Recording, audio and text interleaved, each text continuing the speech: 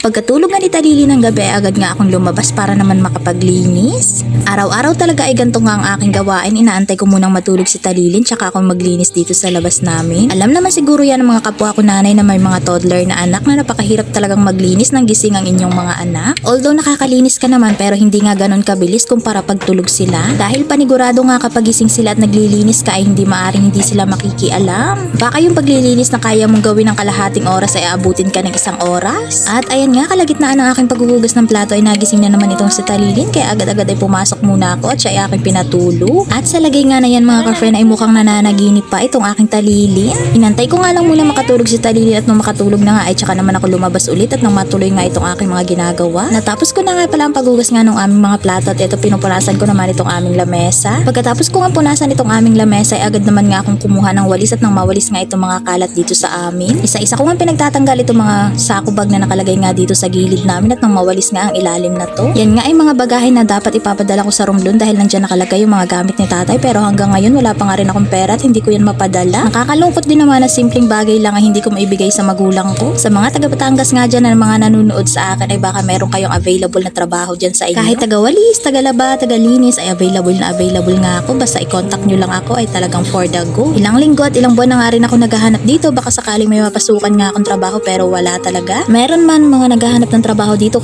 kaso nga lang syempre alam nyo na bawal dalhin nga ang bata. Ayoko naman ipaalaga sa iba itong si Talilin dahil syempre alam nyo na medyo mahirap na ang panahon ngayon. Sumali nga ako sa mga group ng mga nag-freelancing pero alam nyo na wala tayong laptop kaya medyo pahirapan nga. Lagi nga ako nanonood ng mga BA nga ng mga work from home ng mga nagtatrabaho dito sa atin sa Pilipinas. At baka sakaling makakuha nga ako ng mga idea doon dahil gusto ko nga talaga makapag-try nga ng ganun at nang hindi ko nga kailangan iwanan pa si Talilin. Syempre gusto ko rin matulungan ng tatay ko dahil sa panahon nga ngayon napakahirap ng buhay nila ngayon sa Romblon. Gustuhin ko man nga magbigay sa kanya ay wala talaga akong magbigay sa ngayon. At ayan na nga pala mga ka-friend, natapos na nga ako sa paglilinis kaya nag-toothbrush na nga ako at nagsimula na nga rin akong maghilamos. Sa dami nga ng mga hinaing ko sa buhay, nakalimutan ko nang natapos na nga pala ang aking mga gawain dito sa bahay. So sa mga ka-friend ko dyan, baka naghanap kayo ng magtatrabaho ay nandito ako kahit ano pa yan. Mag-iwan lang kayo ng inyong mga komento mga ka-friend dito sa aking comment section sa lalim ng video to. So yun lang mga ka-friend for today's video. Maraming salamat sa inyong panonood. Huwag nyo naman kalimutang i-subscribe itong aking YouTube channel. Bye!